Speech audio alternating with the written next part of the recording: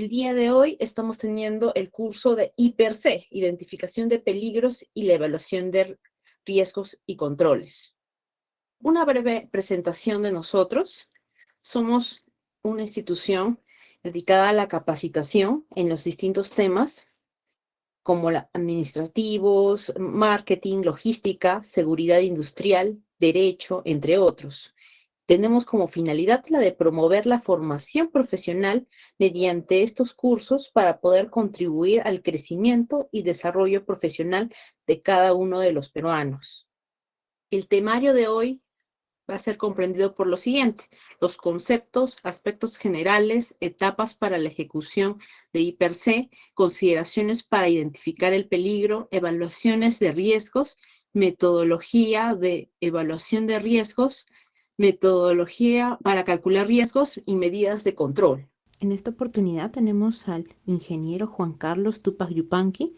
Él es ingeniero colegiado y titulado de la Universidad Nacional Agraria La Molina, con especialidad en seguridad y salud en el trabajo, gestión de riesgos laborales y calidad total y productividad.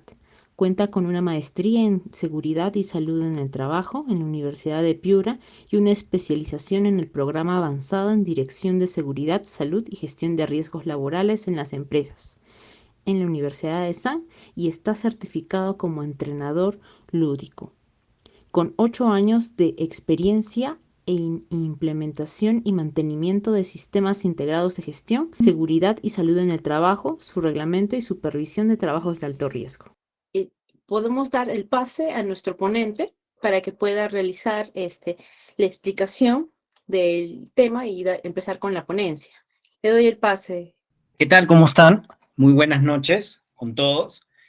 Mi nombre es el ingeniero Juan Carlos Tupac. Hoy día voy a ser la persona encargada de compartir estos conocimientos, tener una idea de cómo elaborar una matriz I+C, cuáles son algunos de los principales requisitos. De hecho, nos queda claro de que pues en esta hora y media muchas veces pues resulta un poco corto el tiempo, ¿no? Pero vamos a tratar de abarcar y hacer el máximo esfuerzo, ¿no? En poder explicar, ¿no? Las metodologías, cuáles son algunos de los principales aspectos que tenemos que tenerlo claro al momento de la ejecución de una matriz. Pero, antes que nada, quisiera, como pueden estar ustedes viendo, les estoy compartiendo una imagen, ¿no? En la cual, pues, vemos a una persona en un montacargas, una persona muy cerca de una maniobra. Y aquí, a grandes rasgos, ¿no? Como para no dilatar mucho la sesión. ¿Qué peligros ustedes pueden identificar, ¿no? En la gráfica que estamos viendo a continuación. Atropello. Muy bien, atropello, ¿no? Muchos de nosotros coincidimos, ¿no? Que el principal riesgo, aquí vamos a diferenciar, porque el peligro, cuando nosotros lo identificamos, podría ser el montacarga. Producto de una mala maniobra, que un montacarga esté en mal estado, traiga como probabilidad de riesgo, pues el atropello a la persona, como ustedes lo acaban de mencionar. Y producto de este atropello, pues puede generar lesiones graves, ¿no? ¿Qué otra cosa más, si es que son un poquito más observadores, pueden identificar? De repente, tal vez, ok, la más visible es el tema con el montacarga, ¿no? ¿Qué otra cosa más de repente podríamos observar con las cajas? Dime, Las perdón. cajas pueden caer, al piso puede estar resbaloso. Correcto, vamos a hacer el supuesto, ¿no es cierto? O espacios reducidos, ¿no? Como lo mencionó nuestra compañera, podemos también ver el tema del apilamiento de las cajas. Recuerden de que cuando nosotros vamos a apilar cajas o bultos dentro de un almacén, nosotros pues tenemos que ver que estos estén correctamente ensunchados, enfilados, y dependiendo, ¿no? Probablemente el estándar que establezcan, por ejemplo, mi experiencia, yo trabajo en una empresa que ve todo el tema de la logística de alimentos, ¿ok? Y nosotros tenemos definido un estándar, ¿no? Que no se puede apilar por encima del 1,60 m, ¿no? Ya si nosotros, por una necesidad operativa, pues tenemos que apilar por encima del 1,60 m, hay una serie de controles que tenemos que implementar. Nuestra compañera también mencionó, probablemente, pues el montacarga, ¿no? Todos vemos que funciona a gas, pero hay algunos componentes que usan algunos aceites y demás. Por ahí puede ser que haya alguna fuga. Producto de eso, puede generar un piso resbaloso. Producto de eso, ¿qué es lo que puede generar como riesgo? Una caída a nivel, ¿no? Ahora, salgámonos un poco de la órbita de esta imagen. Estamos viendo que estamos dentro de un almacén y como tal, hay diferentes niveles, ¿no? Que nosotros tenemos, o mejor dicho, diferentes racks o diferentes niveles a una altura mayor.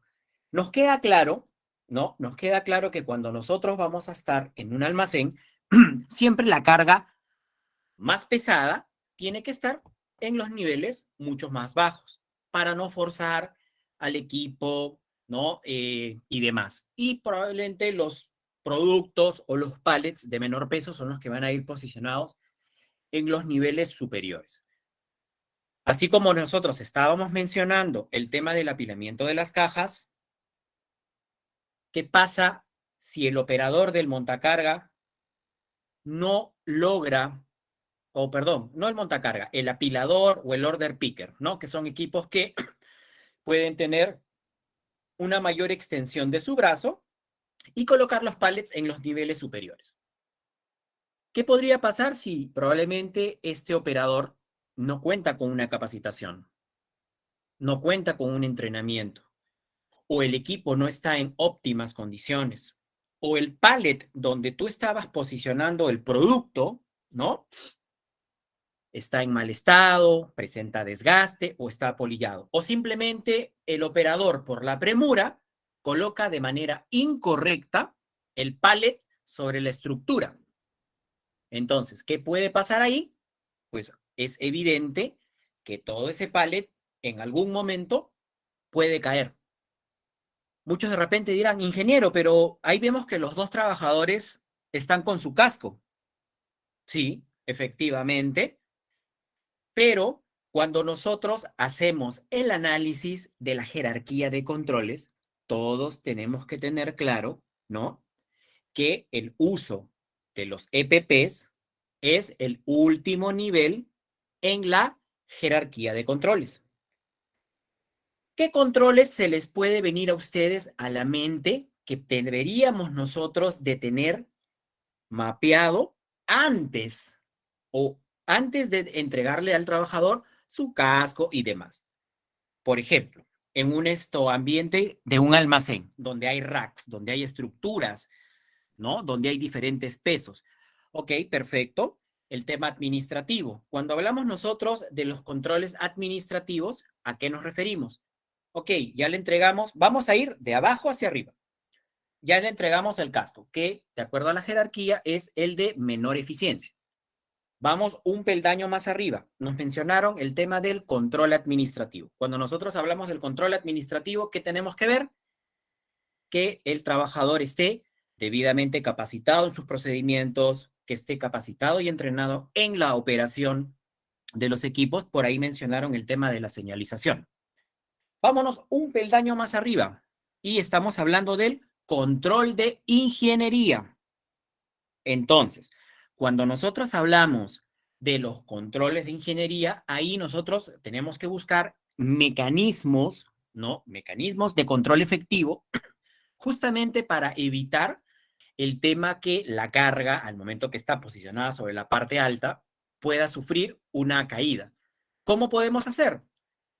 Pruebas de resistencia de los racks, instalación de puntales en las partes bajas de las estructuras y demás mecanismos, ¿no? Por mencionar algunos, porque obviamente este campo es muy amplio. Perfecto, sí, efectivamente. El tema de la capacitación a los trabajadores es importante, porque muchas veces cuando ocurren los accidentes, lo primero que decimos, no, el trabajador, el trabajador. Efectivamente, pero antes de que nosotros tomemos la decisión de decir que fue por el tema del trabajador, tenemos que ver, oye, ese trabajador tuvo su inducción, se le hizo su inducción al puesto, se le explicaron cuáles son los procedimientos de trabajo, los instructivos. Este señor estuvo debidamente capacitado y entrenado en la operación de los equipos. Entonces van saliendo diferentes supuestos, ¿no? Diferentes análisis, diferentes actos o condiciones. Bueno, que ahorita, bueno, vamos a irlo conversando. Y luego ya mencionamos que los dos primeros es la eliminación y la sustitución. Obviamente que los racks, pues no los vamos a eliminar, pero un control adicional es posicionar la carga más pesada donde podría generar un mayor riesgo al momento que esta carga cae, o la sustitución. Podemos reubicar la carga en un ambiente o podemos instalar, no sé, más puntales, más pernos, no sé, por mencionar algunos ejemplos. Y eso que nosotros ahorita estamos viendo un ejemplo en condiciones normales, ¿no? Donde es un almacén a temperatura ambiente. Pero ¿qué pasaría si tenemos un almacén a temperaturas extremas? Por ejemplo, a menos 21 grados bajo cero. Ahí las condiciones son totalmente diferentes. Los peligros también, ¿no? No es lo mismo que te caiga, por ejemplo, no sé, una caja con fruta de un nivel alto, que bueno, estás con tu casco y todo, bueno, podría generar un accidente, pero no es lo mismo que te caiga un pallet o una caja con carne congelada. Es evidente, todos sabemos que cuando esos productos están congelados se vuelven unas piedras, ¿no? Y eso pues al momento que te cae eh, puede generarte muchos daños mayores. Otro control que nosotros podríamos implementar por este tema de la identificación de peligros, no sé si ustedes han observado que en algunas empresas o locales donde venden productos tipo Sodimac, no sé, esto, Promar y demás, siempre colocan unas mallas o unas estructuras en los niveles más altos justamente para evitar que esa carga que probablemente por ahí haya presentado algún desgaste o haya estado mal posicionada, minimice el riesgo de caída de este producto o de este pallet, ¿no? Que como consecuencia, pues no llegue a generar un accidente. Ahora, hemos estado identificando diversas situaciones de peligro. Hay que diferenciar dos cosas, el peligro del riesgo. Nuestra compañera habló de que el peligro era el piso resbaloso porque, no sé, el equipo botó grasa, ¿no? ¿Cuál sería el riesgo? ¿No? La caída al mismo nivel, ¿no? Todos sabemos por definición que el riesgo es la probabilidad por la severidad. ¿Cuán probable es que una persona que identificó la grasa en el piso pueda sufrir una caída y producto de esta caída a nivel pueda generar una lesión que te genere disconfort o te pueda llegar a generar una lesión de un mayor impacto? Probablemente, no sé, caes mal y te genera pues una fractura en el brazo, ¿no? O una contusión un poquito mucho más moderada, que de repente por ahí, producto de la caída, caes sobre una caja y te golpeas las costillas, no lo sé. Entonces, aquí en esta gráfica es evidente que cuando nosotros hacemos la evaluación del riesgo, ¿no? El riesgo es la posibilidad que exista, como están mencionando, el contacto de este clavo que está expuesto y te pueda generar una herida punzante, ¿no? Muchos dicen, Inge, pero aquí vemos de que el trabajador está con su calzado de seguridad. Sí, efectivamente que está con su calzado de seguridad y como lo estuvimos conversando en el ejemplo anterior, Y eso tenemos que tenerlo bastante, bastante mapeado, porque muchas organizaciones, y en la experiencia que yo tengo, un poco les transmito mis conocimientos, a veces las gerencias o los líderes de área piensan de que ya cuando tienen los CPPs, pues son uno de los invencibles, ¿no? Uno de los Avengers, ¿no? Por mencionar algunos ejemplos, indestructibles, no nos va a pasar absolutamente nada, cuando no es así, ¿no? Ya hemos hablado hace un par de minutos un poco acerca de cuáles son los controles previos, ¿no? ¿Cuáles son los, exacto, correcto, los CPP solamente minimizan, exacto, ¿no? Por ende, eso nosotros lo tenemos que tener mapeado. Entonces acá cuando hacemos la evaluación del riesgo hay dos factores, que la persona cuando está caminando se hinque con el clavo, le genere una lesión o simplemente pase muy cerca y no le genere una lesión, ¿no? Ahí estamos ya hablando de otro tipo de factores, otro tipo de definiciones, ya lo que es el accidente o el incidente. Y todos sabemos que toda condición o todo peligro que nosotros identificamos, ya sea de una fuente, de una situación que pueda generar un daño potencial, tiene que ser reportado. Porque si nosotros pues no lo reportamos, así como estamos viendo en imágenes que esa persona no le generó daño a otra persona, o probablemente puede pasar una segunda, una tercera, cuarta, quinta, pueden pasar 99 personas, pero la número 100 puede accidentarse. Y eso son situaciones que nosotros tenemos que, a las personas que son responsables de seguridad, eso nosotros tenemos que inculcar.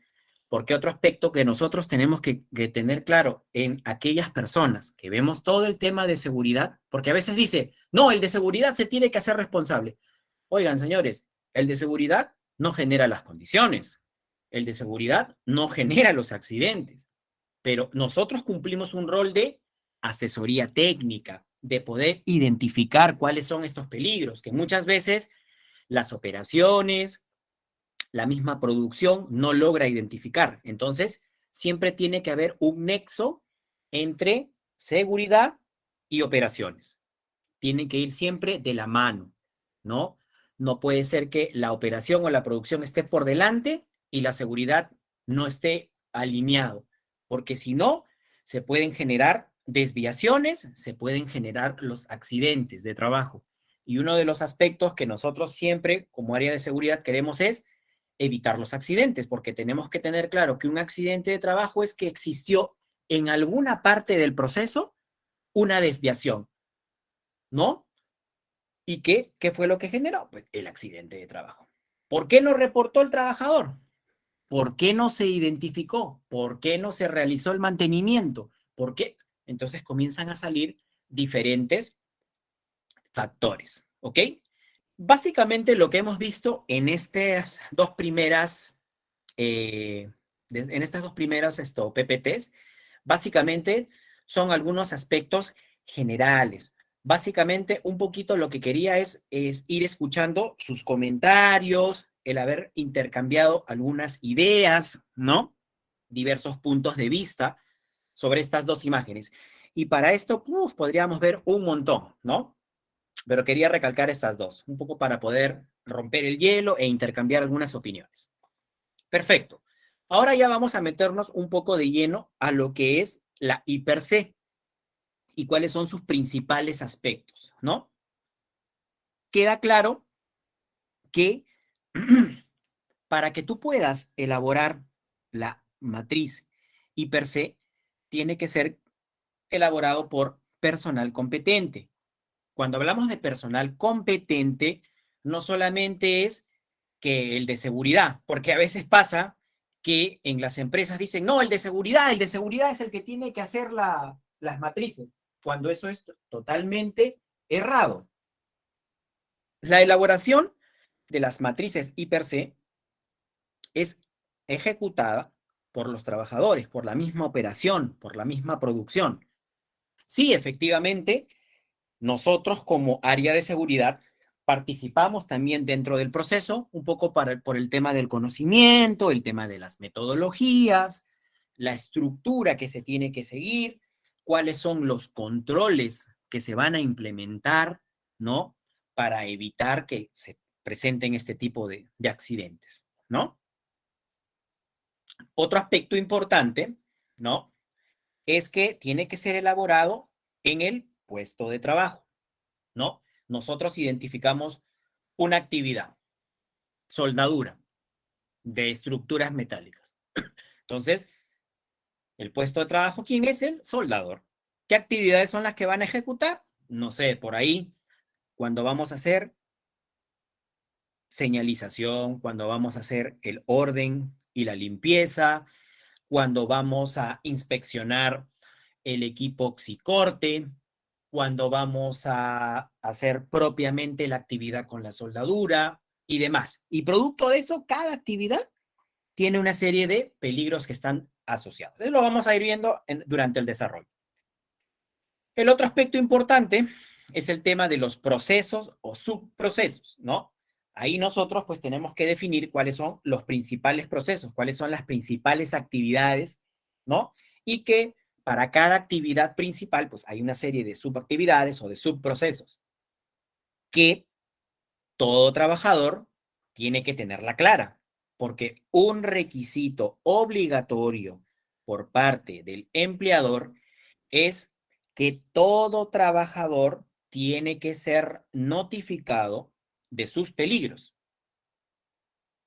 Eso lo tenemos que tener siempre claro. Así sea alguna actividad de bajo riesgo, pero se le tiene que explicar, se le tiene que notificar. Y lo más importante, señores y señoritas, tiene que quedar registrado, porque a veces uno le explica de palabra, pero todos sabemos que las palabras se las lleva el viento. Eso tenemos que tenerlo bien claro. Bueno, ¿qué más? Otro aspecto importante, tiene que haber participación de los trabajadores, así como nosotros habíamos comentado de personal competente, que sabe de la actividad, electricistas, mecánicos, por mencionar algunos puntos, ¿no? Y de igual forma de los mismos trabajadores del mismo comité, que al final son los que aprueban estos documentos, y en el caso de empresas que tienen, un poco para poder explicar de repente, el comité de seguridad está elaborado para aquellas empresas que tienen más de 20 trabajadores en su planilla, y empresas que tienen menos de 20 trabajadores, se tiene un supervisor. Entonces también, así como nosotros habíamos mencionado, personal competente, personal técnico calificado en la actividad, ¿no? Porque obviamente que el de seguridad pues no sabe todo. De hecho, tiene que entrar a la operación, tiene que hacerse patas de la gente de mantenimiento, de los mecánicos, de los electricistas, un poco para poder conocer y tener una mayor amplitud de los procesos. Y a partir de ahí también, pues, poder identificar más peligros en las distintas actividades.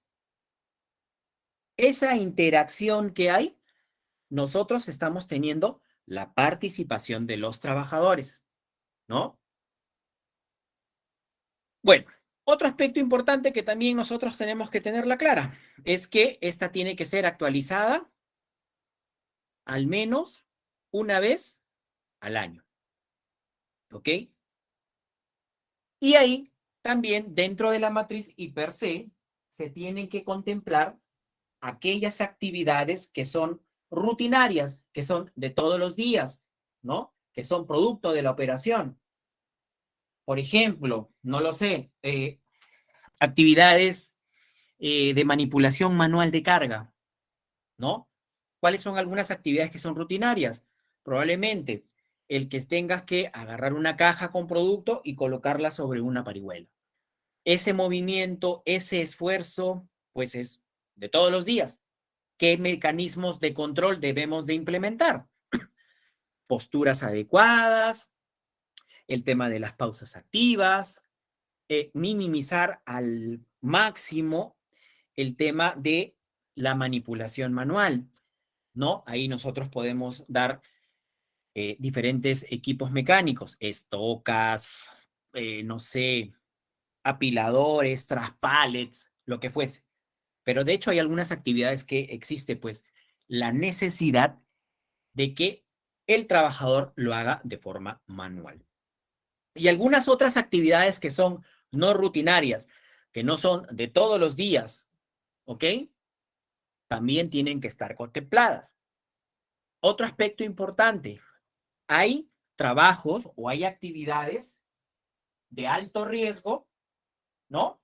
Y hay actividades de bajo riesgo que nosotros, cuando notificamos, cuando le explicamos al trabajador, ¿no? La principal herramienta que nosotros tenemos, ¿cuál es? La I/C. Pero cuando nosotros tenemos actividades de alto riesgo, ¿no? Que pueden generar, pues, accidentes. Alto riesgo se refiere a trabajos en altura, trabajos en caliente, trabajos eléctricos, espacios confinados y demás. ¿Ok? No significa que esas sean actividades no rutinarias, pero son actividades de alto riesgo, a las cuales se tiene que tener un mayor control sobre la actividad, ¿no? Y no solamente es contener la I/C, sino también hay otros controles, como lo hemos estado conversando con las gráficas anteriores. Que el personal esté debidamente capacitado, certificado, entrenado, equipos en óptimas condiciones, EPPs en buen estado y que tengan certificados, porque a veces nosotros compramos por querer aminorar los precios, aminorar los costos, compramos muchas veces EPPs de dudosa procedencia y es ahí donde comienzan a tener los problemas. ¿Ok? Y bueno, las actividades de emergencia, ¿no? Por ejemplo, también cuando ocurre algún tipo de actividad o, no sé, una evacuación producto de un sismo, de una fuga de gas, fuga de amoníaco o de algún material tóxico, también eso tiene que quedar contemplado, tiene que quedar mapeado. ¿Para qué? Para que todos los trabajadores operativos y administrativos primero sepan cuáles son los peligros a los que está sometido si es que se realiza, por ejemplo, una mala evacuación. Ahora que hemos tenido hasta hace poco este sismo, ¿no? Multipeligro, todos tenemos que tener claro cómo debemos actuar frente a este tipo de situaciones, ¿no? Por mencionar este ejemplo. Bien. Ahora, ¿cuáles son los principales beneficios, ¿no? En general, de que tú puedas establecer o elaborar, ¿no? Una I/C. Primero que nada, como ya lo hemos estado conversando, nos permite planificar. Una de las principales, por no decir la principal herramienta de la gestión de la seguridad y la salud en el trabajo es la I/C, porque a partir de ahí, como estamos estableciendo puestos de trabajo, vamos a ver el tema de los exámenes médicos ocupacionales. Cuando estamos estableciendo las medidas de control de las capacitaciones, pues a partir de ahí sale tu programa anual de capacitaciones, el tema de tu programa anual de inspecciones, todo el tema del servicio médico, tus monitoreos, tus agentes, tu monitoreo de agentes ocupacionales y demás. Entonces, el principal aspecto, ¿cuál es? Que nos permite planificar, ¿no? Por mencionar uno de los ejemplos, el tema de la capacitación y la formación. El segundo aspecto importante que nosotros tenemos que tenerlo contemplado es la colaboración, ¿no? ¿Por qué? Como ya habíamos mencionado, hay una participación y eso es uno de los requisitos básicos que también establece la ley, que tiene que haber una participación activa de los trabajadores, como lo habíamos mencionado hace poquito, en la ejecución y elaboración de la matriz. Y como ya hemos hablado en lo que va de la presentación, es una herramienta que te permite gestionar, ¿no? Ya lo he mencionado. ¿A través de qué? A través de las inspecciones, ¿no? De las inspecciones de seguridad. Ahí tenemos que también tener claro que las inspecciones no solamente las realiza el prevencionista, no solamente las realiza el supervisor de seguridad, un aspecto importante que nosotros tenemos que tener mapeado es poco a poco seguir empoderando a los líderes, yo siempre les digo líderes, señores, ¿no? Esa palabra jefe, a mí dentro de mi léxico no está, porque acuérdense que hay una gran diferencia entre un líder y un jefe. Un líder siempre busca, ¿qué cosa, muchachos? El trabajo en equipo, ¿no? Un jefe busca los objetivos, pero bueno, hay diferentes caminos y hay diferentes formas de cómo llegar a este logro de los objetivos. Simplifica, otro de los aspectos importantes es que simplifica la elaboración de los procedimientos, incluyendo los controles relacionados. Claro, a partir de tu IPC, también te permite que tú establezcas tus procedimientos de trabajo seguro, ¿no? ¿Qué actividad? ¿Cómo va a ser tu secuencia de pasos? Vas a identificar las diferentes fuentes de peligro, cómo las vas a controlar, ¿no? ¿Qué mecanismos de control son los que tú vas a tener implementado, ¿no? Y así sucesivamente, ¿no? Y esos directamente relacionados con sus riesgos, ¿no? Como lo hemos visto en los ejemplos al principio de la presentación. ¿Bien? ¿Cuáles son las principales etapas para la elaboración de esta IPC? Primero que nada, hacemos referencia a la información previa, ¿no? Para que tú puedas elaborar tu matriz IPC, pues obviamente tienes que conocer del proceso. Así como elaboras tú tu procedimiento, tienes que conocer del proceso, ¿no? Cómo se hace la actividad, cuáles son las fuentes de peligro, cómo yo voy a establecer los distintos mecanismos de control, ¿no? Para poder minimizar, mitigar, eliminar, dependiendo de la fuente de peligro, ¿no? Una vez que ya he identificado cómo son los procesos, cómo son las actividades, la segunda etapa es identificar las fuentes de peligro. ¿Qué me podría pasar si yo hago un trabajo en altura? Nos queda claro que si no se aplican los mecanismos de control, pues la persona puede sufrir una caída a distinto nivel. Voy a trabajar con un andamio. Ok, pero no vamos a utilizar esos andamios que a veces vemos fuera de los talleres mecánicos de dudosa procedencia. Tenemos que utilizar andamios certificados, normados, que cuenten con pruebas de resistencia y demás. Luego viene la parte de la evaluación del riesgo potencial, ¿no? ¿Cuál es la probabilidad, poniendo el ejemplo del trabajo en el andamio, de que ese colaborador sufra una caída y producto de esa caída, pues le genere una lesión? Puede ser una lesión leve, que lo dudo mucho, a una caída a distinto nivel, difícil que te genere una lesión leve, moderada o grave, ¿ok? Entonces tú tienes dos posturas, que la persona, no sé, producto de un mal entrenamiento, que no sepa cómo armar el andamio, porque para también armar el andamio, no es que lo arma Perico de los Palotes, tiene que ser una persona que también haya recibido el entrenamiento para el armado de este andamio, ¿no? Que cuente con la certificación, con las horas, tanto teórica como prácticas, ¿no? Porque ustedes saben que cuando un andamio está mal armado, eso se puede caer como una torre de naipes.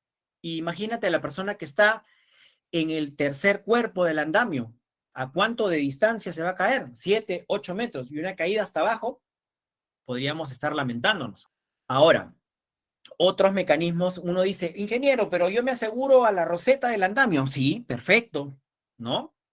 Tengo que verificar lo que hemos conversado, que los andamios sean la misma cantidad, la misma marca de piezas, que esté correctamente armado. Ahí tenemos que tener también el diagrama o el mapa para poder hacer el armado y la secuencia correcta para colocar las diagonales y las demás, si es que es necesario, más de 3 cuerpos, el contraandamio. Ahí estamos aplicando diversas metodologías. Y luego ya le vamos a ir dando una valoración, que lo vamos a ir viendo en las siguientes presentaciones, ¿no? Y finalmente, todo el tema de de las medidas de control. Sí, el tema con las personas que arman los andamios tienen que ser certificadas, chicos, ¿no? No puede ser que cualquier persona, muchas veces hay personas que tienen experiencia o son empíricos, ¿no? Para el armado del andamio y pueden saber de arriba a abajo, pero nosotros, dentro de nuestro sistema de gestión, ¿no? Tenemos que, así como se le exige a una persona que va a hacer un trabajo en altura que tenga una capacitación y un entrenamiento respectivo. Ahora, otro aspecto importante, producto de esta capacitación teórica, siempre tiene que tener una evaluación de los conocimientos. Eso ya es por un tema de que si es que nosotros somos inspeccionados por algún organismo competente, llámese la SUNAFIL, por poner un ejemplo, lo primero que va a preguntar si ve a unas personas sobre un andamio es, ok, documentación del andamio, lo que les he mencionado, andamios certificados, ¿no? Que se hayan hecho sus correspondientes pruebas. Perfecto. ¿Quiénes son las personas que están arriba? Juan, Pepe y Lucho. Ok, los certificados y las capacitaciones de los trabajos en altura. Perfecto. Check. Pero Juan y Pepe son los andamieros. Ah, ok, perfecto. Evidencia de que Juan y Pepe cuentan con una certificación, una capacitación, un entrenamiento con una empresa, pues obviamente certificada, muchachos. Tampoco vamos a ir pues con algunas empresas de dudosa procedencia. Ok, cuenta con las horas mínimas, pues, ¿no? Dentro de una jornada de 8 horas, unas 4 horas teóricas, unas 4 horas prácticas, ¿no? Como mínimo para poder, ¿no? Y acuérdense que, de hecho, la práctica, la experiencia, pues, se adquiere con la práctica, ¿no? Y luego ya se le hace una revaloración del nivel de riesgo, ¿no? Una vez que nosotros identificamos, ok, ¿cuáles son los controles que tenemos en este momento? Tal, tal y tal, perfecto. Se le aplica unos controles adicionales y ahí, a partir de ahí, tú tienes una nueva valoración. ¿Sí? Y eso lo vamos a ir viendo más adelante, ¿no? Para no estar viendo. Sí, efectivamente, cuando nosotros también hablamos de trabajos de altura, trabajos en caliente, eléctricos y demás, aparte que estamos hablando de estos ejemplos, del andamio, las certificaciones tanto del andamio, las capacitaciones y el entrenamiento del personal, también hay una serie de permisos, ¿no? El permiso para el montaje del andamio, el permiso de trabajo para hacerlo en altura, como lo mencionó ahí nuestro compañero, el tema del petar, ¿no? Y a veces hay algunas actividades que son dos actividades en paralelo. Vamos a hacer un trabajo en altura, pero al mismo tiempo también vamos a hacer una actividad de soldadura. Entonces ahí tenemos que tener contemplado los dos puntos y los dos tipos de permiso. Un permiso para trabajo en altura, un permiso para trabajo en caliente y el permiso correspondiente para el montaje del andamio.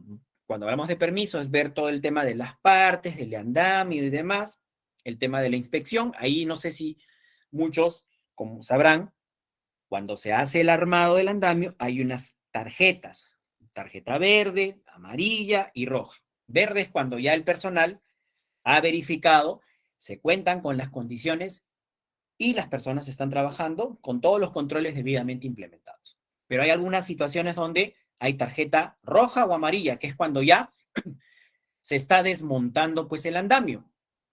Producto de eso, hay algunas partes, algunas diagonales, rosetas, rodapiés y demás estructuras que ya no están porque lo estamos desarmando. Entonces ahí es ya una situación que tenemos que estar alertas, porque si hacemos la actividad como si no pasara nada, podría desencadenar en un accidente. Ok, bueno, ¿cuáles son las principales etapas en lo que respecta a la elaboración de la I+C? Ya lo hemos hablado hace poquito. Primero, conocer cuáles son los principales puestos de trabajo, ¿no? Cuáles son los técnicos, cuáles son los operarios, los auxiliares, los ingenieros y demás para estas actividades. ¿Correcto? Luego, reconocer las actividades que realiza el trabajador, ¿no? ¿Qué actividades hace el técnico electricista? ¿Qué actividades hace el mecánico?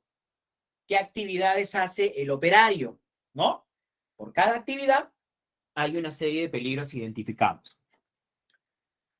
Como es el punto 3, ¿no? Identificar el peligro de las distintas actividades, las áreas, si son rutinarias o no rutinarias.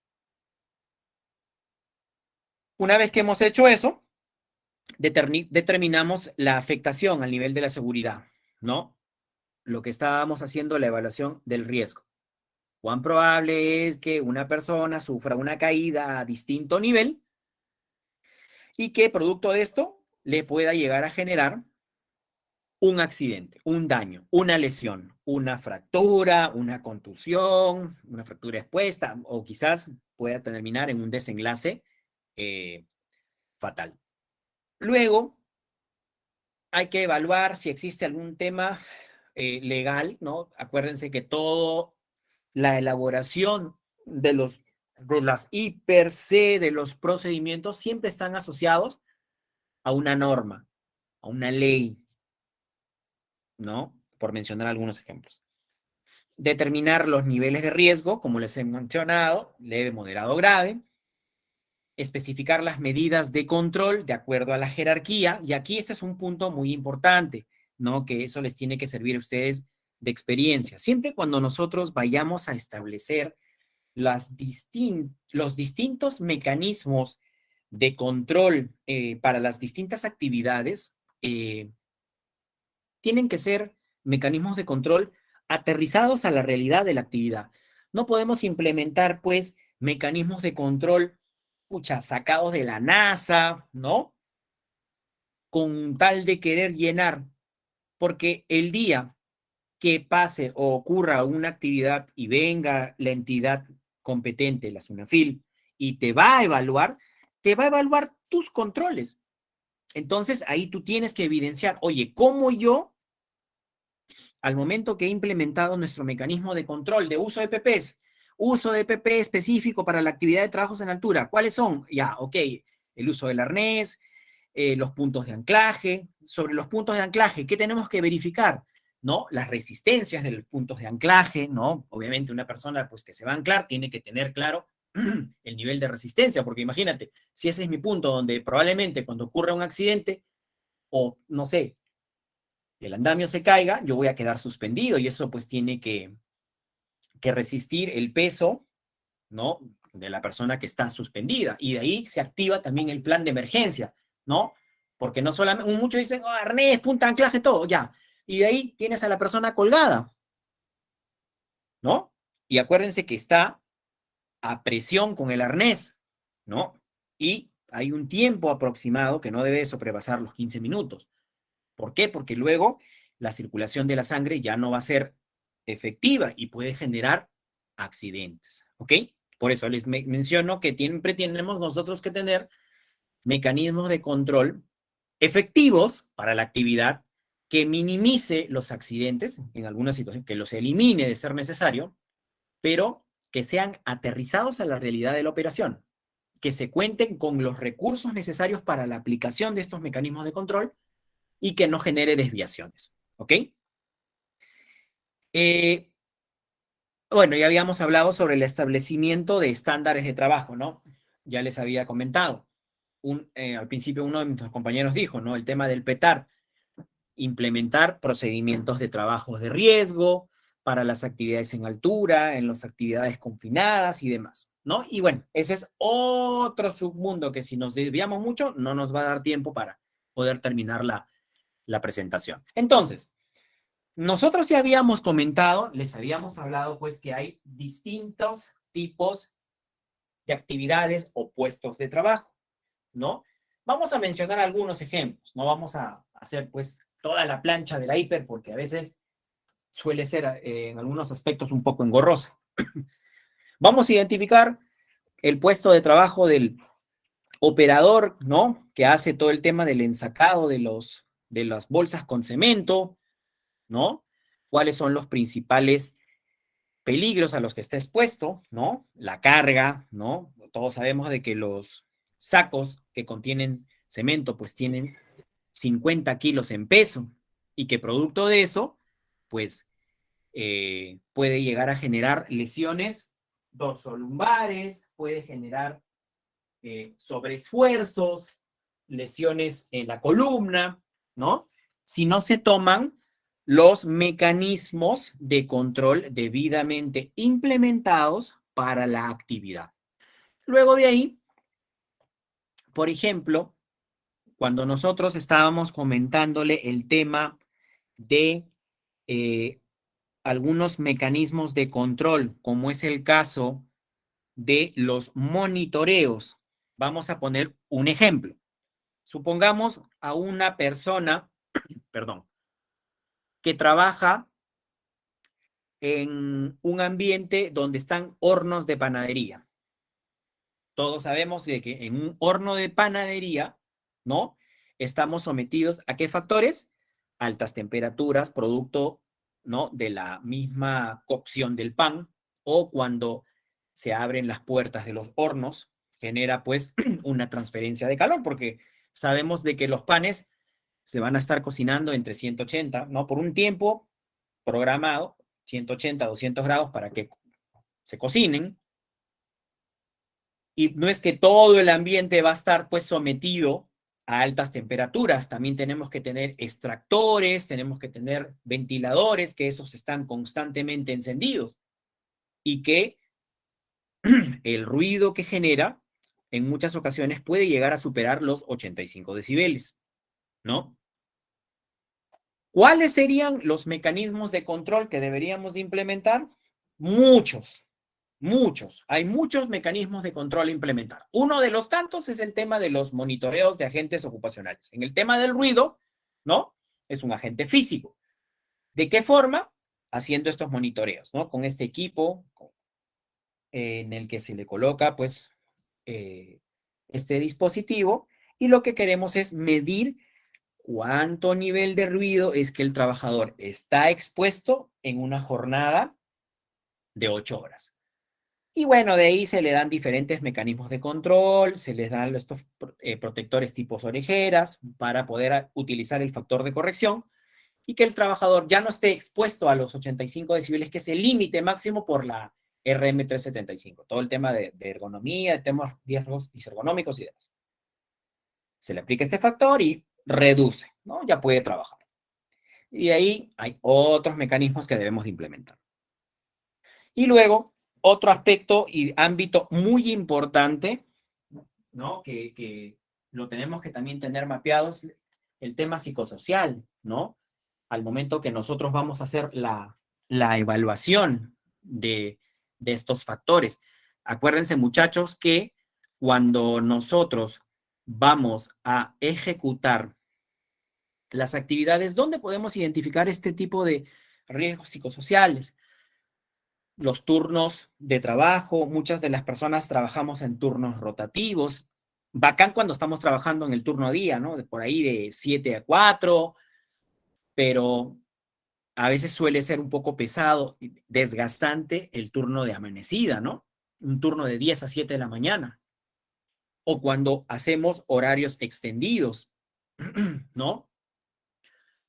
Entonces, toda esa carga muchas veces también, pues, tiene que ser identificada dentro de las IPRC, porque eso también puede generar que el trabajador se termine accidentando. Entonces, ese es otro aspecto muy importante que tenemos que tenerlo mapeado. ¿Listo?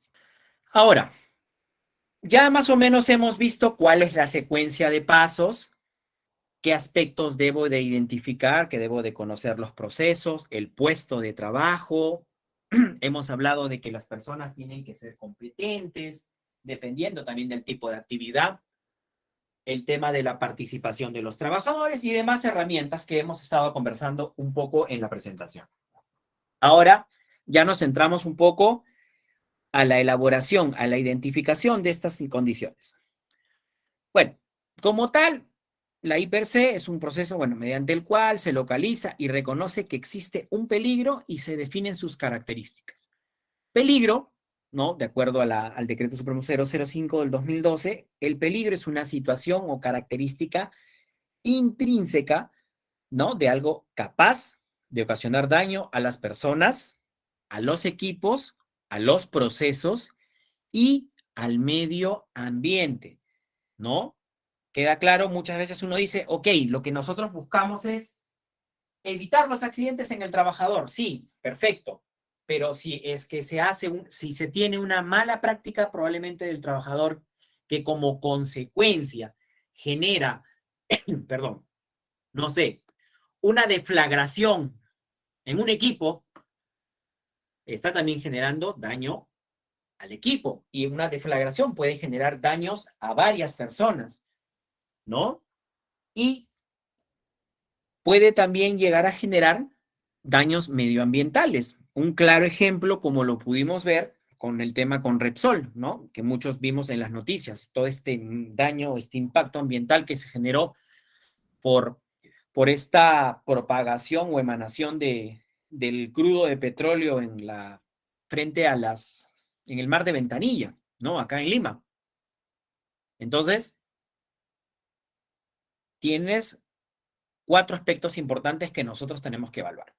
Luego de ahí tenemos, al momento que identificamos estas condiciones de peligros, tenemos locativos, lo que nosotros identificamos dentro del ambiente de trabajo, ¿no? Químicos, si por algo de motivos vamos a hacer algún tipo de actividad donde vamos a manipular directamente químicos, ¿no?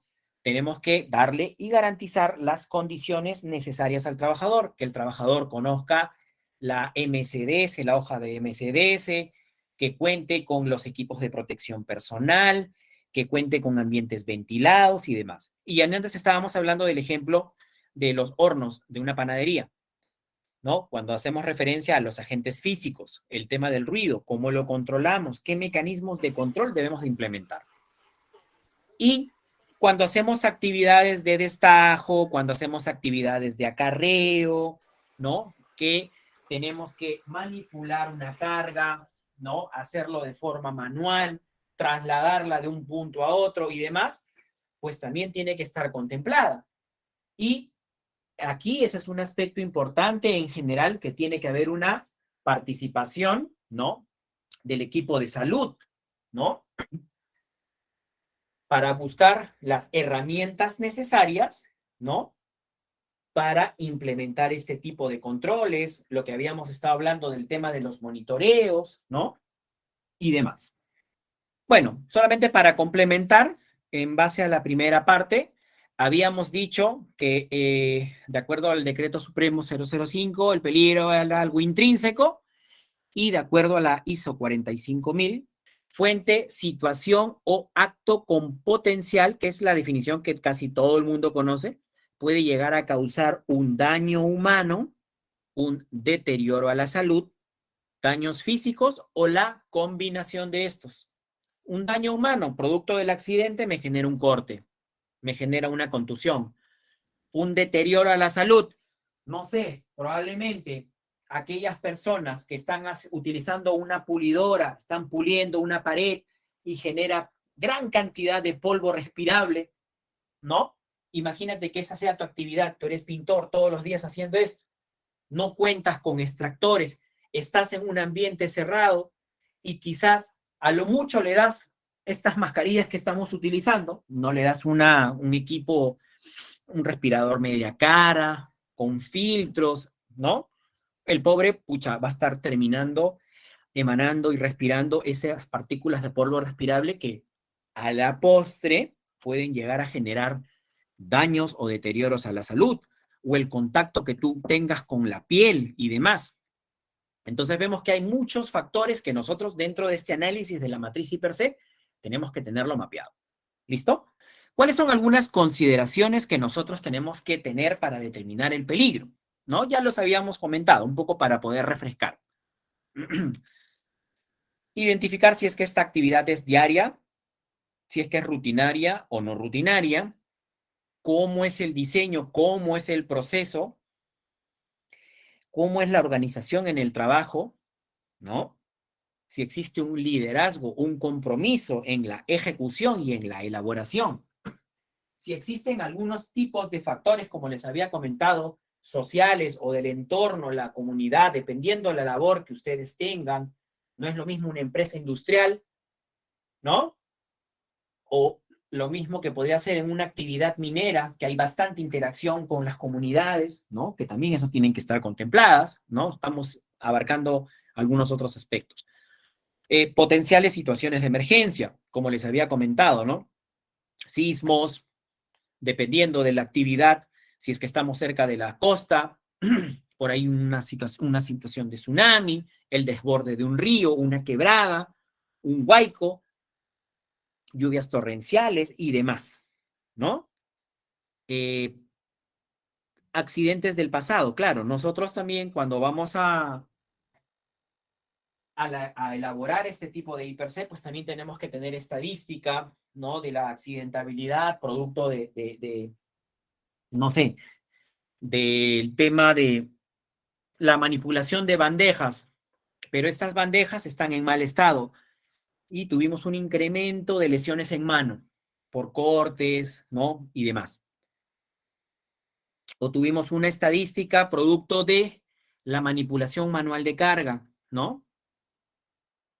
¿Qué más? Bueno, personas que pueden acceder a la zona o son afectados por cambios en el sistema de gestión, ¿no? Es evidente que cuando nosotros todos tenemos que tener claro que ya les habíamos mencionado, ¿no? La matriz hiper, como mínimo, tiene que ser revisada una vez al año por los trabajadores, los miembros del comité o el supervisor, o si es que se implementan algunos mecanismos de control, controles de ingeniería, vamos a implementar un dispositivo en la máquina, no sé,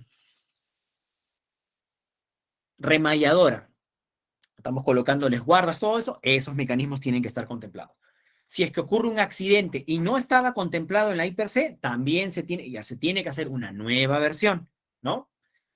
Y todo el tema de metodologías de control.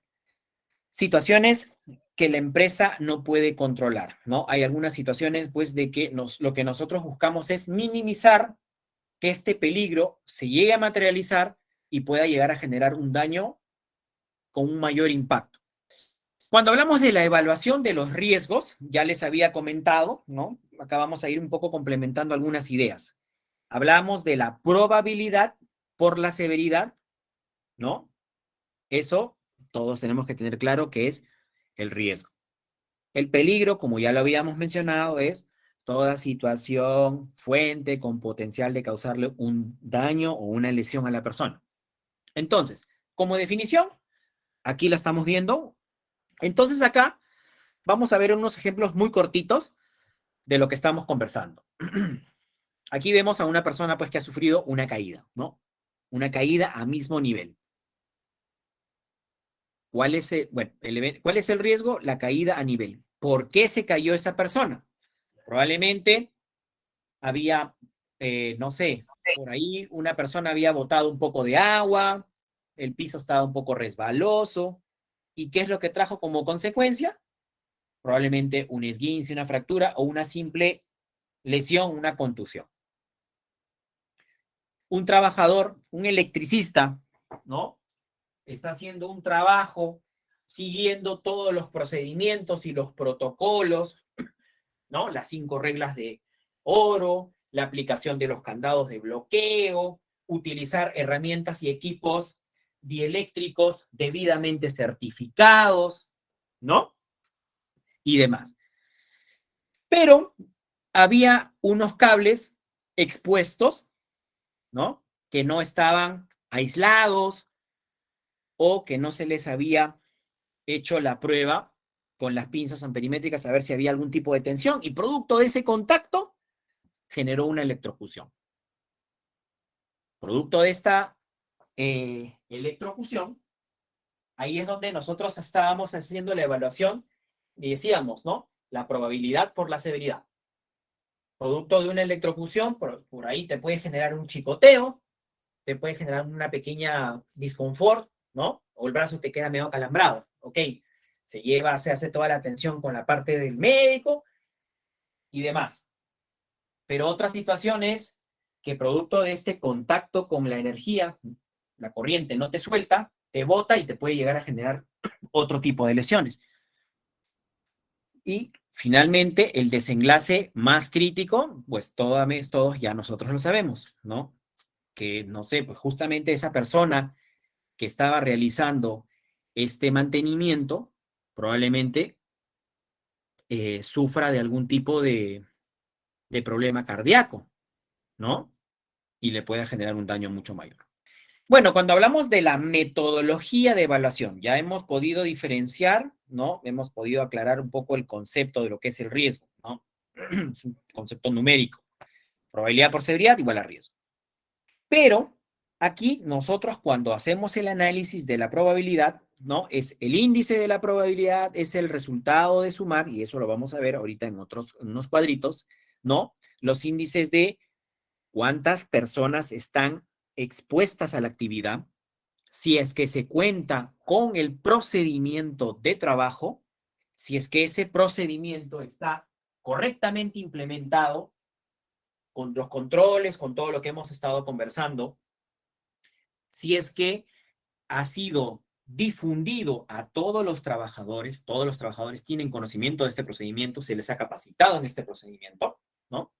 Todo el tema de la capacitación, como les estoy comentando, y la exposición al peligro. Y cuando hablamos de la severidad, el índice de severidad es el grado de la severidad propiamente, ¿no? Y esto se valora dependiendo si es que el peligro o factor, bueno, propiamente afecta a la seguridad del trabajador o si es que puede llegar a generar un daño a la salud. El ejemplo que les habíamos mencionado, que un trabajador está utilizando una herramienta para pulir la pared, ¿no? Para poder hacer nuevamente el pintado y está expuesto a polvo respirable, a partículas respirables que, pues, producto de esta inhalación puede llegar a generarle algunos daños. Producto de esto es que se obtiene este nivel de riesgo, que esto lo vamos a ir viendo más adelante. Cuando hablamos de categorización, tenemos un riesgo tolerable, ¿no? Que pues no le va a generar un daño grave, mayor, o no puede generar una desviación. O sea, se pueden aplicar mecanismos de control que no le va a generar daños críticos. Moderado, donde ya le genera posiblemente, si es que ocurre una desviación, daños a la salud o a la seguridad del trabajador. Importante es donde se tienen que tener implementado controles efectivos. E intolerable es algo que no se puede ejecutar las actividades, ¿no? El mismo, como estamos viendo, la misma coloración. No se puede continuar con esta actividad producto de si es que no se tienen debidamente los controles. Por ejemplo, el tema de los trabajos de alto riesgo. No es lo mismo que tú estés haciendo una actividad de manipulación manual de carga, donde el trabajador, sí, efectivamente, está haciendo movimientos repetitivos, movimientos de tronco y demás, a que si no se aplican los mecanismos de control, por ejemplo, las 5 reglas de oro para un especialista que está haciendo el mantenimiento de las celdas en una subestación eléctrica de 22.000 voltios. Ocurre una desviación, no se sigue la secuencia correcta de pasos del proceso, del procedimiento, y señores, el tema eléctrico puede llegar a generar daños de muy grave consideración. Un poco de lo que les estaba comentando, ¿no? De acuerdo a la RM030, ¿no? Que nos permite, ¿no? O mejor dicho, nos presenta algunas metodologías, algunos mecanismos de cómo vamos nosotros a elaborar estas matrices, ¿no? Y cómo vamos nosotros a seguir esta secuencia para la evaluación, ¿no? Cuando habíamos hablado de la categorización del nivel de riesgo. Entonces, tú identificas tu actividad, ¿ok? Luego de que has identificado tu actividad, vamos a identificar si es que esta actividad es, o mejor dicho, se ejecuta o producto del daño, perdón, el daño puede ocurrir casi siempre, ¿no? Por ejemplo, actividades rutinarias, donde el tema de lo que mencioné, las lesiones musculoesqueléticas, ¿no? Pueden llegar a generar, si no se toman los controles, de una manera más frecuente, más continua. Pero no es que va a ocurrir todos los días, en contraste, por ejemplo, cuando vas a hacer un trabajo de soldadura en el interior de un tanque donde se almacena aceite de pescado, ¿no? Para que tú puedas hacer, pues, acuérdense que el aceite de pescado es inflamable, se tiene que purgar todo el producto, se tiene que ventilar, se tiene que ir con un equipo de detector de gas, o sea, no es una actividad que o puede llegar a generar, pues, mejor dicho, es bajo, pero tiene un alto potencial, ¿ya? Luego, cuando hacemos referencia al nivel de probabilidad, tenemos ligeramente dañino, ahí hay una serie de ítems donde están contemplados. Dañino, bueno, con incapacidad temporal, fracturas, daños a la salud reversible, ¿no? Y extremadamente dañinos, ¿no? Cuando la lesión con incapacidad permanente, ¿no? Ya ocurren amputaciones, fracturas mayores o, en algunos casos, la muerte. Y a partir de ahí, como vimos en la gráfica anterior, ¿no? Determinábamos si es que vamos a la condición más baja. Si es que es moderado, vamos a ir nosotros dándole una puntuación, ¿no? Se deben hacer esfuerzos para reducir el riesgo determinado. Las medidas para reducir el riesgo deben de implementarse en un periodo determinado. ¿Significativo? Sí. Acuérdense que el hecho de que sea leve, por ejemplo, no significa que nosotros no vamos a implementar algunos mecanismos de control o que puede generar un daño significativo. Acá estamos obviamente viendo los más críticos, donde sí, pues puede llegar a generar daños mayores, pero no significa que si es que el nivel de riesgo nosotros lo identificamos como leve, no le vamos a implementar algún mecanismo de control, porque a veces cuando no lo tenemos bien mapeado, eso que suele a veces ser pequeñito, se puede incrementar y ya comienza a escalar en esta categorización de nivel de riesgo. Bueno, intolerable, para un poquito pasar, no se debe de comenzar ni continuar el trabajo hasta que se reduzca el riesgo. Si es posible, reducirlo. Lo que les estaba comentando de esta posible atmósfera explosiva, ¿no? De un trabajador que tiene que hacer una actividad de soldadura en el interior de un tanque y dentro de este tanque, como les había dicho, había almacenado aceite de pescado altamente inflamable, una atmósfera explosiva. Hay que ver con el uso de estos equipos de detectores de gases que no vaya a generar un daño, que las condiciones de oxígeno sean las más aceptadas. Si no se cuenta, hay que buscar diversos mecanismos, pues, para que el trabajador pueda ejecutar la actividad y demás. De ahí, vamos un poquito retrocediendo en función a lo que habíamos comentado, ya vamos al nivel de riesgo, lo que es tolerable y trivial, ¿no? Acá nos recomiendan, no es necesario la adopción de ninguna acción o no se necesita mejorar algún tipo de acción preventiva. Sin embargo, ¿no? Cuando es tolerable, se deben de considerar soluciones más rentables o mejoras, ¿no? Justamente con el propósito de que no se genere algún tipo de desviación o que la condición de peligro, si no se implementan algunos mecanismos de control, esto pueda incrementarse de forma progresiva. Bueno, para no ahondar mucho, es prácticamente un poco el resumen de lo que estamos conversando. Ahora, nosotros cuando vamos a hacer el análisis, ¿ok? Yo les había comentado, cuando hacemos el análisis de la probabilidad por la severidad y estimamos el nivel de riesgo, ¿no? Tenemos que evaluar la cantidad de personas, si es que existen procedimientos y acá se le da una puntuación. Se le categoriza valor 1, 2 o 3. Vamos a ir a las situaciones más críticas. Que sean una gran cantidad de personas que no se tenga contemplado procedimientos de trabajo, que el personal no cuente con la capacitación respectiva, que la actividad producto de sea permanente o una vez al día y que producto de esto pueda llegar a generar un daño irreversible o una lesión con incapacidad permanente. No sé, pues, como habíamos estado comentando, una amputación y demás. Entonces, nos está saliendo un valor entre 25 y 36. Producto de eso, pucha, nosotros no vamos a poner a un trabajador bajo esas condiciones de trabajo a ejecutarla. O sea, prácticamente le estamos llevando con su lápida, ¿no? Prácticamente para que ocurra un desenlace fatal. Entonces, no podemos. Tenemos que tener mapeado estos controles debidamente para que al momento de establecer el cálculo de la probabilidad por la severidad y estimar el nivel de riesgo, tratemos en lo posible de obtener valores que estén entre 9 a 4, ¿no? Entre 16 a 4, en ese rango. Pero de hecho, es evidente que nosotros tenemos distintas actividades. Hay actividades en las cuales son de alto riesgo.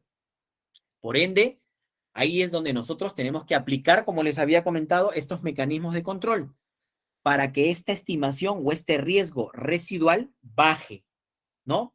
Con la implementación de estos controles y el trabajador pueda ejecutar la actividad sin que le genere algún tipo de daño mayor. A medida de ejemplo, un poco para poder tener más claro el panorama, ¿no? De lo que les estoy comentando. Cuando vamos a hacer el cálculo del nivel de riesgo, acá en imagen vemos a una persona que está haciendo una actividad de pintura, ¿no? Está pintando una pared. ¿Cuáles son algunas de las condiciones? Tenemos a dos personas, ¿no? La persona que está directamente ahí y el ayudante. Para esta actividad, de repente es una actividad informal, ¿no? Un trabajador que de forma empírica está haciendo el pintado. Tú le hablas de permisos de trabajo, de EPPs, a lo mucho lo vemos al pobre señor con su chaleco, pero de nada vale que tengas el chaleco si no cuentas con otro tipo de controles. Probablemente capacitados parcialmente por temas de experiencia, ¿no? Tema empírico que ha ido aprendiendo, algunos mecanismos. Y es un pintor. Todos los días él realiza la actividad. Hemos identificado como peligro las partículas, ¿no? Las partículas, los componentes químicos de la pintura o probablemente por ahí, al momento que está oliendo, de repente el ambiente no está ventilado, ¿no? Y puede llegar a generarle pues un daño mayor.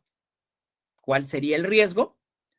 La probable proyección de partículas de pintura que pueden llegar a ocasionarle lesiones ya sea en la vista o en cualquier parte del cuerpo.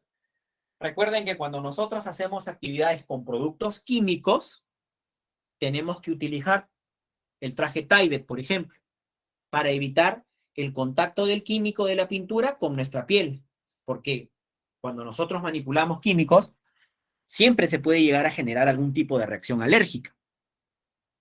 O si es que hay contacto con la vista, mucho más, ¿no?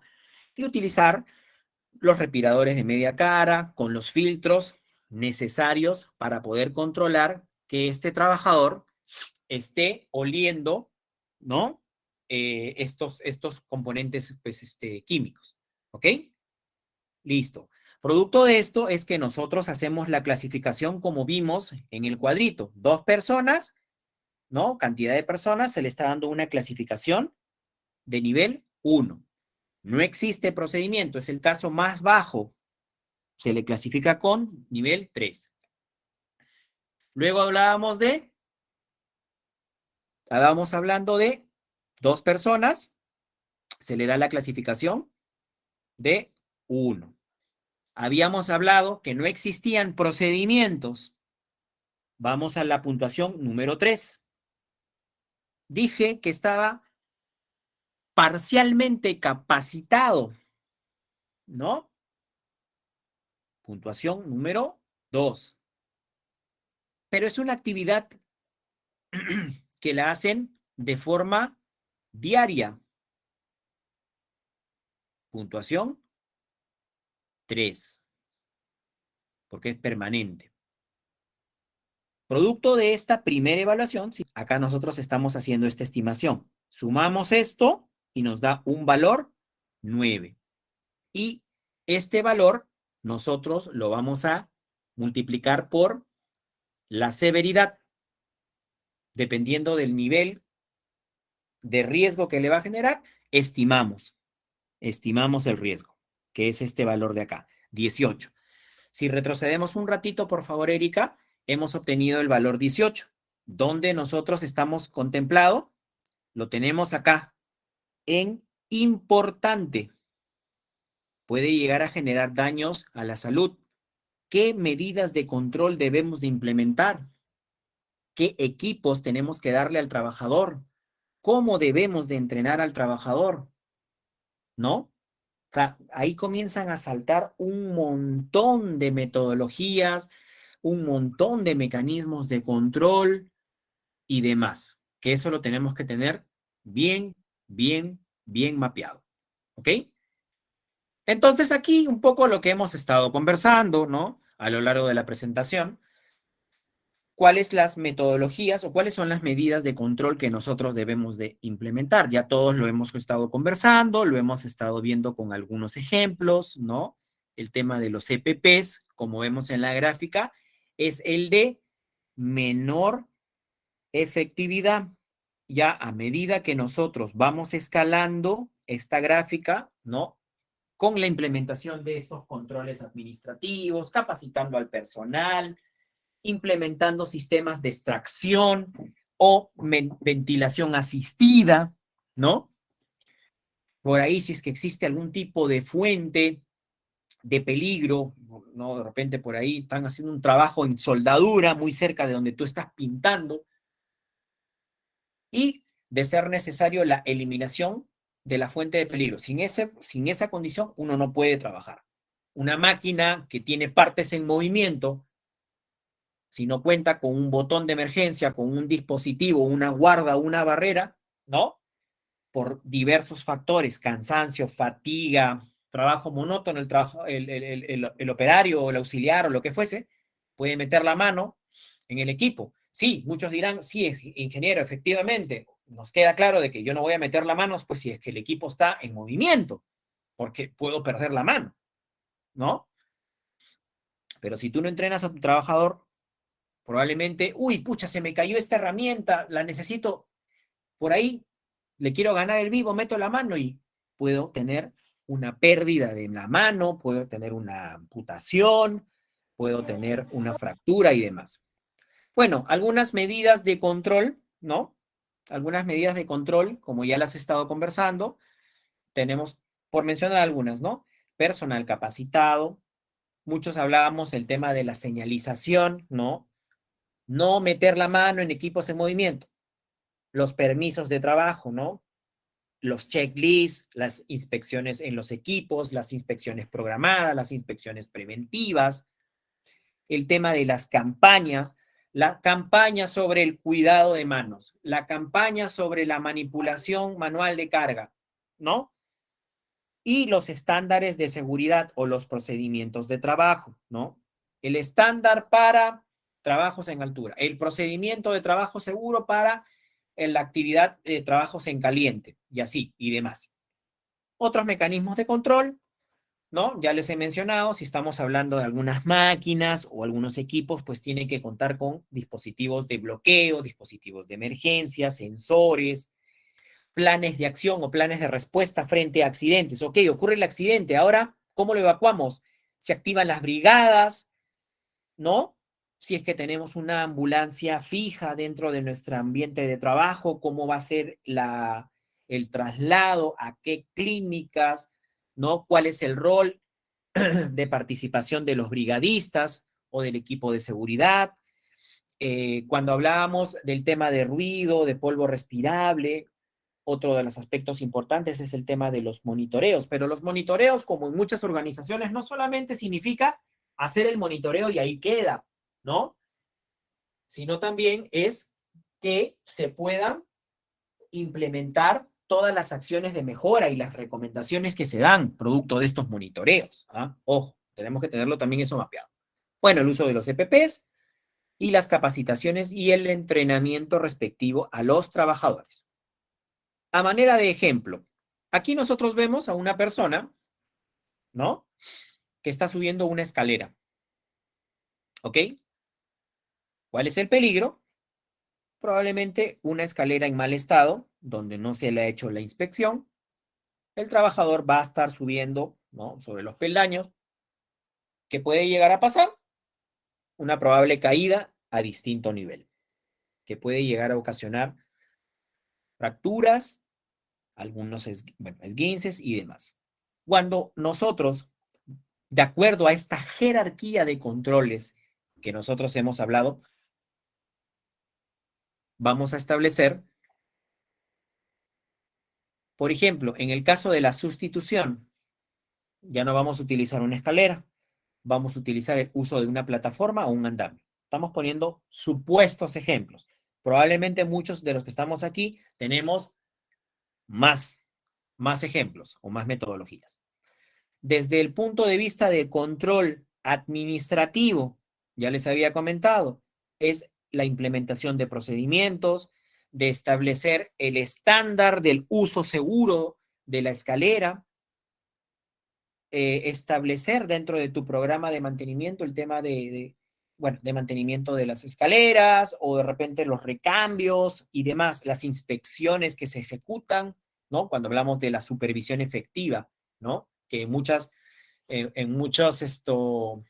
procesos de auditoría escuchamos, ¿no? La famosa supervisión efectiva.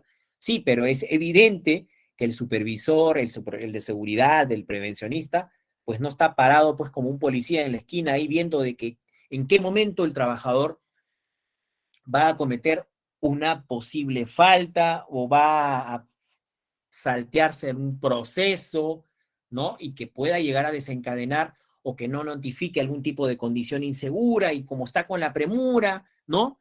Quiere irse o como muchos el día lunes, vamos a estar contando las 12 de repente para que nuestras empresas nos puedan soltar antes de tiempo para la 1 estar para poder ver el partido de repechaje del Perú-Australia, que todos tenemos claro que Perú va a ir, ¿no? Simplemente positiva. Y finalmente, el otro mecanismo de control es ver qué tipo de EPP nosotros le podemos implementar al trabajador, ¿ok? Para minimizar la lesión. Bueno, y acá, ya para más o menos ir englobando todos los conceptos de lo que hemos estado conversando, ¿no? Tenemos una actividad, ¿no? Desplazamiento en áreas comunes. Una actividad rutinaria. El puesto de trabajo es una asistente administrativa. El peligro es la escalera fija, ¿no? ¿Cuál es el riesgo? Una probable caída a distinto nivel. Como consecuencia, ¿qué le puede llegar a pasar? Pues una fractura o un esguince. ¿Qué medidas de control existente tenemos en el momento? Señal de uso obligatorio del pasamanos. Inge, pero estamos con lo del COVID todavía. Bueno, aunque ya está bajando, no podemos estar agarrando pues las estructuras. Ok, algún otro mecanismo. Por ejemplo, no sé, de repente no estaba utilizando el pasamanos, pero la asistente administrativa justo estaba recibiendo una llamada, estaba contestando, estaba con el celular, sufre la caída de nivel. Ya cuando habíamos mencionado en el ejemplo anterior, habíamos visto, ¿no? Que había una serie de estimaciones. La cantidad de personas que están expuestas para la actividad, si es que probablemente hay un estándar o no, o algún informativo o un instructivo del uso seguro de las escaleras, ¿ok?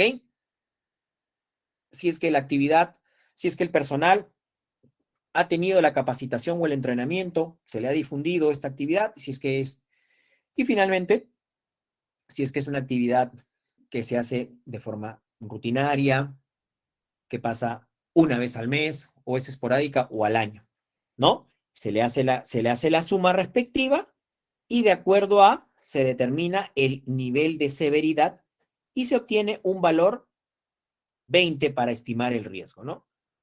Importante.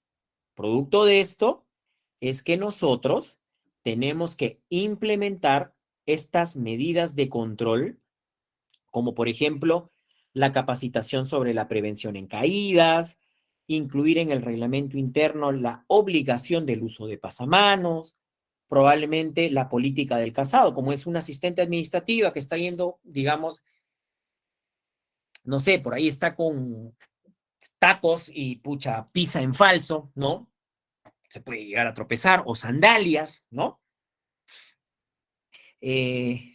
O puede ser que exista una condición insegura, de repente los bordes de las escaleras estaban muy resbalosas y trajo como consecuencia la caída de la persona, ¿no? O probablemente pues un factor personal, la persona estaba distraída con el celular, recibe la llamada de su jefe, ¿no? Pisa en falso, se cae y lo que estamos viendo, ¿no? Y otra medida de control, el tema de las inspecciones, ¿no? El tema de las inspecciones. Y más o menos así es que para una actividad específica es que nosotros vamos armando nuestra matriz. A partir de la actividad vamos identificando cómo son los procesos, los puestos de trabajo, cuáles son los peligros, cómo calculamos el nivel de riesgo, cuáles son las medidas existentes que la empresa tiene en ese momento y luego de ahí le aplicamos toda esta estimación del riesgo con el propósito de poder identificar si es que es importante, tolerable, leve, moderado, trivial. Se implementan estos mecanismos de control y que este valor que sea importante pueda bajar de repente a moderado o a tolerable. Ya para cerrar, un pequeño lema. La prevención, ¿no? Nos permite evitar los accidentes, ¿no? Para evitar este tipo de situaciones. Entonces, ese compromiso va a depender de todos como equipo. No solamente que todo recaiga en el área de seguridad, porque recuerden que la seguridad es tarea, así como dice defensa civil, tarea de todos, igualito. El tema del compromiso, el tema de la cultura preventiva es tarea de todos. ¿Listo? Creo que con esa, eh, creo que esa es la última, ¿no, Erika? Si mi mente no me falla. Sí, sí, ahora Sí, vienen las dudas y consultas. ok. Listo. Mientras algunos participantes vayan dejando sus consultas en el chat, podemos empezar con los que han levantado la mano. Keiler Torres Campos. Ingeniero, ¿qué tal? Buenas noches. Una consulta. Hola, ¿cómo estás, Keiler? ¿Qué tal?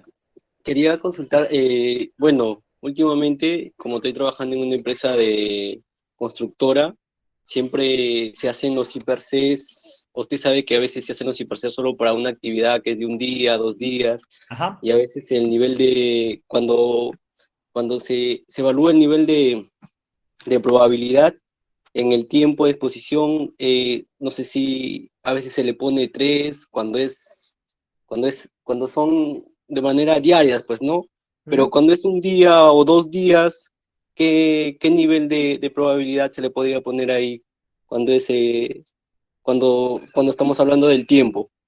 Va a depender mucho, como te digo, de la actividad primero que se va a ejecutar, ¿no? O sea, ok, nosotros estamos yendo a la última parte del análisis para la estimación. Pero producto de eso, uno de los aspectos que tienes que tener en cuenta, Keiler, es, ok, para esta actividad en construcción, no sé, pues, si vas a hacer algún tipo de enchapado, encofrado, o vas a hacer, no sé, pues, una losa, movimiento de tierras, no sé, dependiendo de la actividad. Partamos de que cuántas personas van a estar expuestas a esa actividad. Esa actividad es una actividad de alto riesgo, de mediano, te va a generar un alto potencial.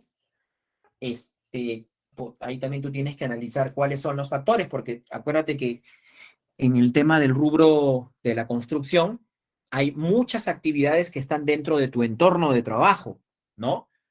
Tú estás haciendo el encofrado, pero al costado están los chaperos, están los que están colocando las luminarias, el tema sanitario, ¿no? Y hay una serie de interferencias. Entonces, ahí, si tú lo estimas al nivel 3, digamos que el análisis no va a ser tan efectivo, ¿no? Obviamente que sí, pues uno dice es una actividad muy corta. Ahí yo lo que te sugiero es que seas un poquito más fino al momento de la estimación, ¿no? Eh, y que tengas claro cuáles van a ser los controles con los que tú vas digamos, mitigar la actividad, ¿no? Con el propósito de que no, pues, ocurra algún tipo de accidente. Y de hecho, no dejar de lado el tema de que si la actividad es crítica o no es crítica. Bueno, nos queda claro que la gran mayoría de las actividades cuando nosotros estamos en una obra de construcción, todas son de alto riesgo, generalmente en altura, vamos a estar haciendo trabajos con soldadura, caliente, lo que sea. Pero si es una actividad mínima, yo te sugeriría eso, ¿no? Que no le des ese valor tan alto, ¿no? O sea, efectivamente, a un corto plazo, pero Listo. Ahora pasamos a las preguntas que hay en el chat. A ver, vamos rápidamente con Brian Medina. Ingeniero, ¿por qué multiplicó por 2 la probabilidad? vemos la misma gráfica que nosotros estamos viendo acá, ¿no? Valor 1, valor 2 y valor 3, ¿ok? O sea, este tipo de situaciones a veces se tornan un poco complicadas cuando lo hacemos de forma virtual, pero hay que tratar un poco de acondicionar la situación, ¿no? Nos quedó claro cómo hemos catalogado en base al ejemplo, ¿no? De la cantidad de personas, si es que hay procedimientos, ok. Y el nivel 2 es ¿por qué? Porque cuando nosotros hemos analizado, habíamos dicho que en el tema de la capacitación, el personal estaba parcialmente entrenado, porque si hubiera sido un personal entrenado, ya estaríamos nosotros multiplicándolo por el valor 1. Vamos acá al valor 2, porque hemos dicho que el personal estaba parcialmente entrenado. Y producto de la actividad, si es que esa persona está expuesto a un factor de seguridad o a un factor de salud ocupacional. ¿Ya? Y después de eso, analizamos la segunda hipótesis, ¿no? En base al ejemplo de la pintura. ¿Le puede llegar a generar una incapacidad temporal en temas de una incapacidad temporal, o sea, producto de la emanación o la inhalación de estos gases de la pintura? Por ahí, no sé, pues le genera una intoxicación. Tiene un periodo de descanso y puede retornar. O si es que ya es un daño reversible o irreversible. Un escenario sería, por ejemplo, ya algo más crítico, ¿no? Los trabajadores que están haciendo la extracción de mineral en mina.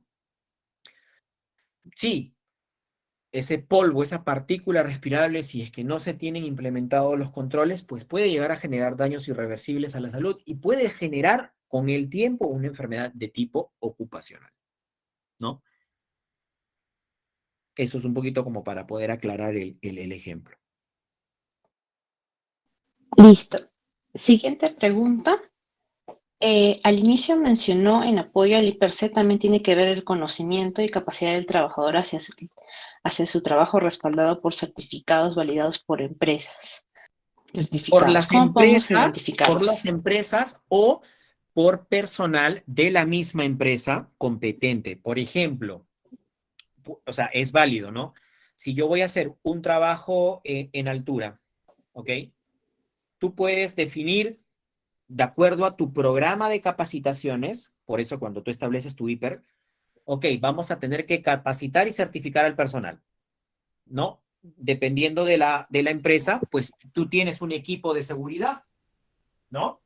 Y la persona responsable de seguridad, pues, tiene las competencias para poder brindar estos conocimientos hacia sus trabajadores con una evaluación y luego un entrenamiento práctico, lo cual también es válido, ¿no? Frente a este tipo de situaciones. Ahora, si tú dentro de tu programa anual de capacitaciones o de entrenamiento, tú estableces que quieres certificar a tus trabajadores con, no sé, pues, con el broker, por mencionar algún ejemplo, con Pacífico o RIMAC, lo puedes hacer. Ambas son válidas. Y Bueno, había estamos un una, poco sobre la hora. A ver, sí, solamente una para aclarar, de pregunta. repente, Sí, por ahí, en algún momento yo también lo he puesto, ya con esto cerramos, Erika. Ahí ya. mencionaba sobre la diferencia entre hacer una I per C o un ATS, ¿no? O un análisis de trabajo seguro. La I per C es donde tú ya estableces una serie de actividades o procesos y estableces tus peligros y haces toda la estimación y todo lo que tú haces. Pero cuando tú vas a hacer tu ATS, ya es una actividad en campo donde, como nosotros y todos los que vemos el tema de seguridad, muchas veces las condiciones de trabajo pueden cambiar, ¿no? Hoy día estamos haciendo un cambio de luminaria en un salón, pero después vamos a hacer un cambio en un almacén. Entonces, las condiciones de trabajo son diferentes. Ahí es donde tú haces y estableces tus ATS y demás. Si son actividades rutinarias, lo podemos manejar con la I+C. Si son actividades críticas, cuando vamos a hacer el trabajo de campo, de hecho, tú tienes tu I+C, pero como medios adicionales se tiene que establecer o elaborar los ATS con participación de todos los trabajadores, ¿no? Porque a veces pasa que el ATS lo hace un solo trabajador y luego los demás de la cuadrilla vienen y firman. Y cuando tú le preguntas algo tan simple, oye, ¿y cuál fue la charla del día de hoy? Y no te sabe responder. Un clásico, un claro ejemplo de que esa persona no participó o no se le impartió los conocimientos. Entonces, donde podría haber alguna condición de peligro, la persona no la tiene clara y puede accidentarse, ¿no? Eso es un poquito lo que quería aclarar. Ya con eso nos Ya, vamos, chicos. perfecto. Sí, ya bueno, chicos, estamos dando por finalizada la sesión de hoy. Van a disculpar que no vamos a poder responder todas las preguntas, sino que ya estamos un poco sobre el tiempo. Entonces, les agradecemos a todos su participación. Los esperamos en una siguiente oportunidad. Muchas gracias. Muchas gracias por a usted también, ingeniero. No, muchas gracias a todos, chicos. Cuídense y que tengan un excelente viernes.